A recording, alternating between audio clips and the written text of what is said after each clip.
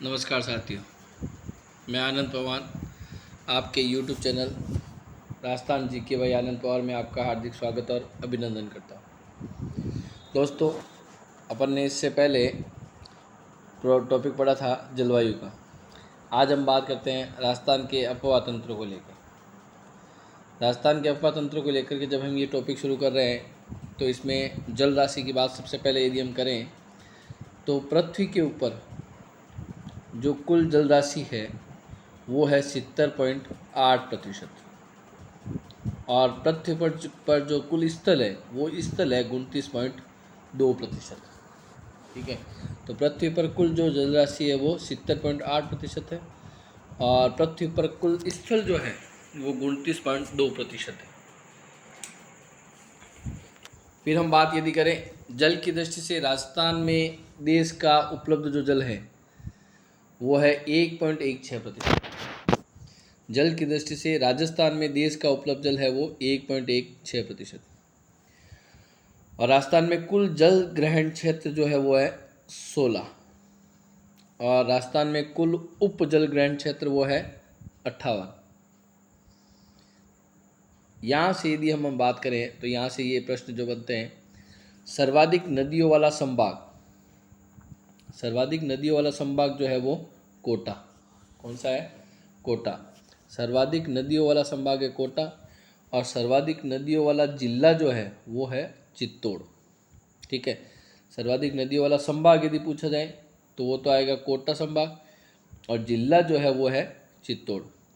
और सर्वाधिक उद्गम वाला जिला वो है उदयपुर। यानी सर्वाधिक नदियाँ जो निकलती है वो उदयपुर से, उनका उद्गम स्थल जो है वो उदयपुर से है। तो उद्गम वाला जिला उदयपुर, सर्वाधिक नदियाँ चित्तौड़ में और सर्वाधिक नदी वाला संभाग जो है वो कोटा संभाग है। फिर यदि हम बात करें अफवाह की दृष्टि से, राजस्थान को 3 भागों में बांटा गया है। अफवाह की दृष्टि से राजस्थान को कितने भागों में? 3 भागों में बांटा गया है, जिसमें अरब सागरीय अफवाह है वो है 16%, बंगाल की खाड़ी का अफवाह है वो 24% और आंतरिक अफवाह क्षेत्र है वो है 60%। ठीक है, तो अरब सागरीय अफवाह जो क्षेत्र है वो है 16%, बंगाल की खाड़ी है वो 24% और आंतरिक अफवाह क्षेत्र जो है वो 60%। इस प्रकार से सर्वाधिक जो क्षेत्र है वो आंतरिक अफवाह क्षेत्र होगा है। ठीक है, फिर यदि हम बात करें कि राजस्थान के वे जिले जहाँ पर एक भी नदी नहीं बहती, राजस्थान के वे जिले जहाँ एक भी नदी नहीं बहती वो है बीकानेर और चूरू। तो बीकानेर और चूरू 2 जिले ऐसे हैं जहाँ पर एक भी नदी नहीं बहती है।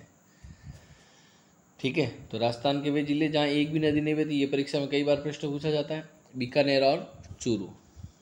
फिर यदि हम बात करें आंतरिक अफवाह, आंतरिक अफवाह की यदि हम बात करें तो आंतरिक अफवाह की नदियाँ कौन कौन सी हैं? तो वो है गढ़सा, मेरू, काकारू। गढ़सा, मेरू, काकारू, ये इसके लिए एक सूत्र है। गर यानी गग्गर, सा साबी, में मेंथा, रू रूपनगढ़, का कांतली, का काकनी और रू रूपारे। इस प्रकार से ये जो आंतरिक प्रवाह की नदियाँ हैं, गग्गर, साबी, मेंथा, रूपनगढ़, कांतली, कांकनी और रूपारेल। तो इसका सूत्र क्या रहेगा?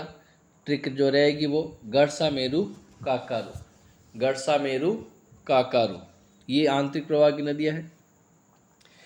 फिर हम बात करें, एक ये भी यहाँ से प्रश्न बनता है कि सांबर झील में गिरने वाली नदियाँ कौन कौन सी हैं? कौन सी? सांबर झील में नदियाँ कौन कौन सी गिरती है?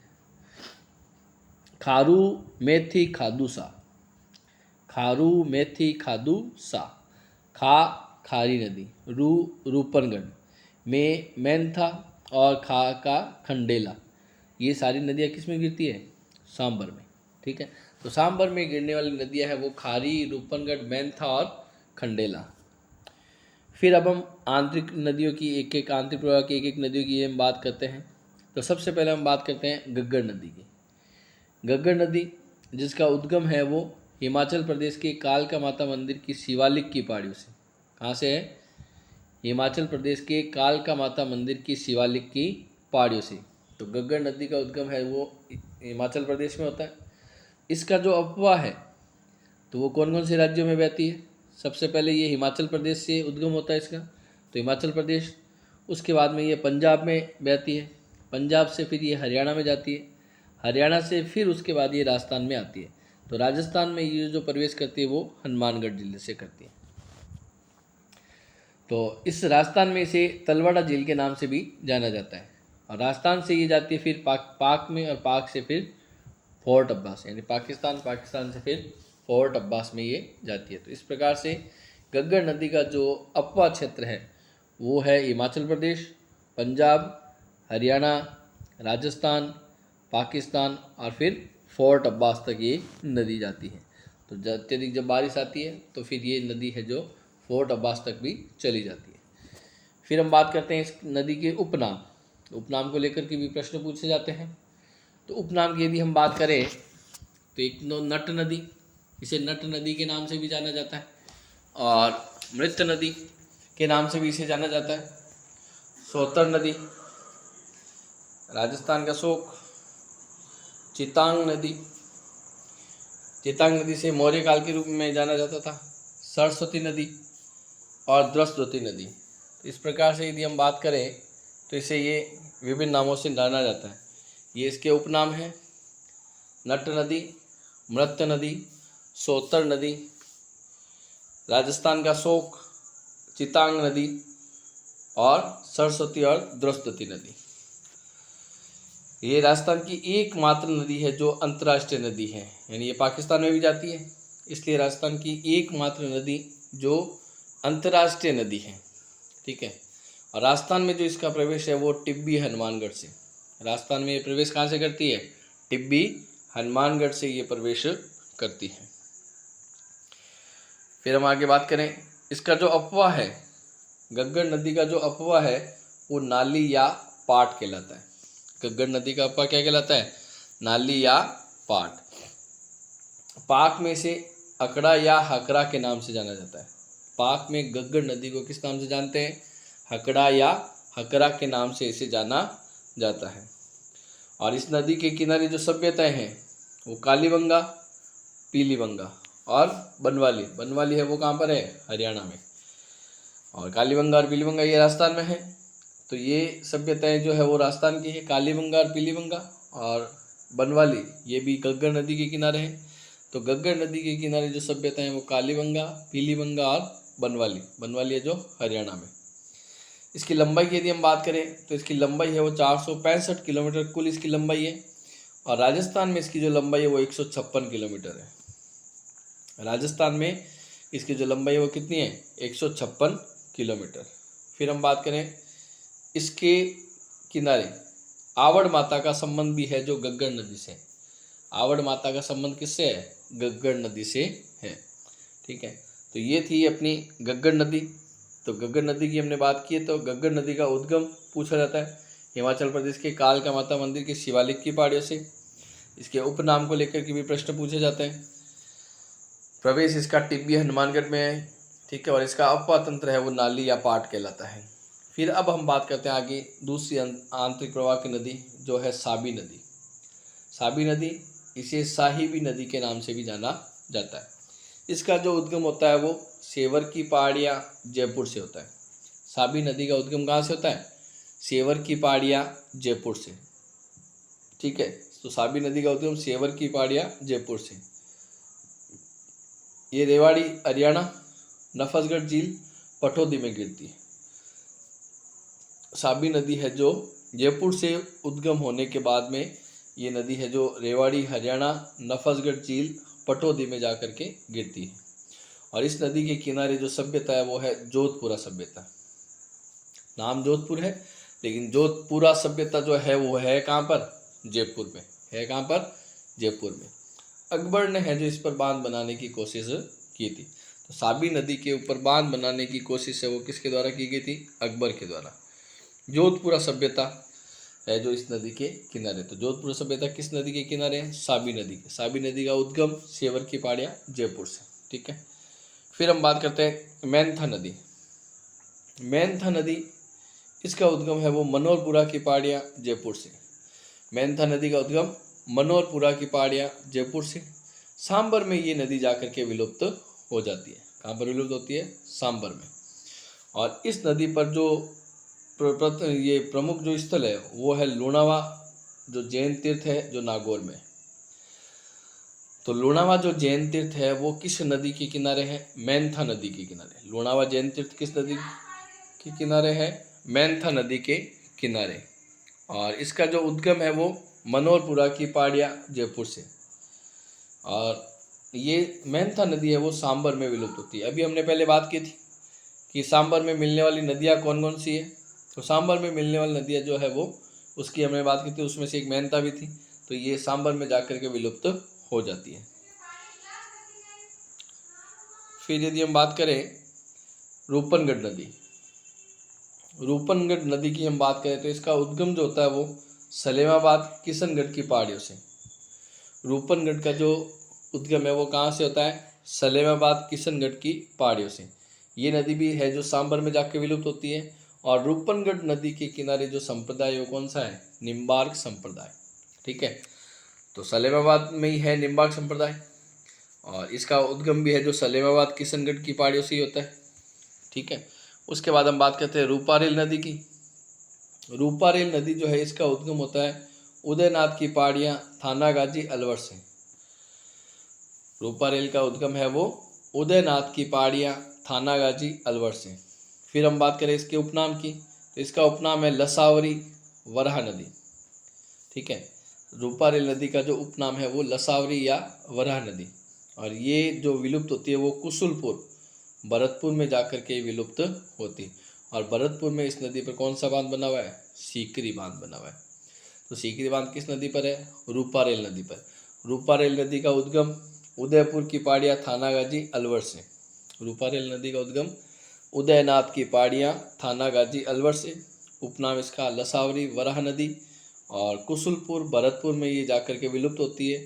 और भरतपुर में इसके ऊपर कौन सा बांध है? सीकरी बांध बना हुआ है। फिर हम बात करते हैं कांतली नदी की। कांतली नदी, इस कांतली नदी का जो उद्गम होता है वो खंडेला की पहाड़ियाँ सिक्कर से। कांतली नदी का उद्गम कहाँ से होता है? खंडेला की पहाड़ियाँ सिक्कर से। और ये जो विलुप्त होती है ये मंडरेला गांव झुंझुनू चूरू में जाकर के विलुप्त हो जाती है। तो इसकी सीमा पर विलुप्त होती है, चूरू की सीमा पर। चूरू के अंदर ये पहुँच नहीं पाती है, इसलिए चूरू एक ऐसा जिला है जिसमें एक भी नदी प्रवाहित नहीं होती। बीकानेर और चूरू, जिसकी हमने पहले बात की थी। तो कांतली नदी जो है वो खंडेला की पहाड़ियाँ सिक्कर से है जो इसका उद्गम है। इसका उपनाम मौसमी नदी भी है। और इसका जो बेसिन कहलाता है वो तोरावाटी बेसिन कहलाता है। कांतली नदी का उद्गम क्या कहलाता है? तोरावाटी बेसिन। ये पूछा जाता है प्रश्न, ध्यान रखना। और इस नदी के किनारे है वो गणेश्वर सभ्यता है। इस नदी के किनारे कौन सी है? गणेश्वर सभ्यता। इसकी विशेषता जो है वो पूर्णतः बहाव की दृष्टि से आंतरिक प्रवाह की सबसे लंबी नदी। ये ध्यान में रखना है।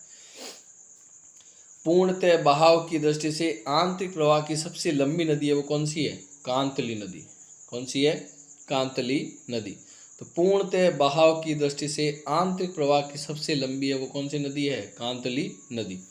और ये या इस नदी के किनारे सभ्यता कौन सी है? गणेश्वर सभ्यता है। ठीक है, फिर आगे हम बात करते हैं काकनी या काकने नदी। काकनी या काकने नदी, इसका उद्गम है वो कोठारी गांव जैसलमेर से। काकनी या काकने नदी का जो उद्गम है वो कहाँ से है? कोठारी गांव जैसलमेर से। विलुप्त जो ये होती है वो मीठा की खाड़ी। कहाँ विलुप्त होती है? मीठा की खाड़ी। और इसका जो उपनाम है वो बुझ झील या इसे मसूरदी नदी भी कहते हैं। और ये सबसे छोटी नदी है, लंबा इसकी 17 या कहीं कहीं 27 भी मिलता है। ठीक है, तो इस प्रकार से ये काकनी या काकने जो जैसलमेर में बहती है, कोठारी गांव जैसलमेर से इसका उद्गम है। और विलुप्त भी ये मीठा की खाड़ी में जाकर यानी जैसलमेर में वहीं विलुप्त हो जाती है। और इसे इसका उपनाम जो बुझ झील या इसे मसूरदी नदी भी कहते हैं। ये मसूरदी नाम कई बार आता है परीक्षा में, ध्यान रखना। काकनी, काकने या मसूरदी नदी जैसलमेर में। फिर हम बात करें कुकुंद नदी। कुकुंद नदी जो है वो भरतपुर में। कुकुंद नदी कहाँ पर है? भरतपुर में। बारेठा बांध और दीर्घ जलप्रपात यहाँ पर है। तो इस नदी पर कुकुंद नदी जो भरतपुर में बहती है, बारेठा बांध है इसके ऊपर, और दीर्घ जलप्रपात है। फिर एक है जोजरी नदी जो पिपाड़ में विलुप्ति होती है, जोधपुर मेलवा में। फिर एक रोहिली जैसलमेर में और नीमड़ा बाड़मेर में। ठीक है, तो इस प्रकार से हमने यहाँ पर बात की थी ये आंतरिक प्रवाह की नदियाँ। ठीक है, तो आंतरिक प्रवाह की नदियों के सूत्र की यदि हम बात करें तो सूत्र हमने यहाँ पर पढ़ा था गरसा मेरु काकारू। ठीक है, तो गग्गर, साबी, मेंथा, रूपनगढ़, कांतली, काकनी और रूपारेल, ये सारी नदियाँ भी हमने यहाँ पढ़ी हैं। तो ये थी आंतरिक प्रवाह की नदियाँ। तो आज की वीडियो में बस इतना ही, और यदि आपको हमारा ये वीडियो अच्छा लगा तो अपने इस चैनल को सब्सक्राइब करें, लाइक करें, कमेंट करें और अपने दोस्तों के साथ शेयर करें। और इसी प्रकार आगे हम ये राजस्थान जीके के एक टॉपिक को लेकर के हम सारे टॉपिक इस चैनल पर पढ़ने वाले हैं। राजस्थान इतिहास, भूगोल, कला एवं संस्कृति, राजनीति विज्ञान, ये सभी हम यहाँ टॉपिक पढ़ेंगे। तो आप हमेशा हमारे साथ जुड़े रहें। धन्यवाद साथियों।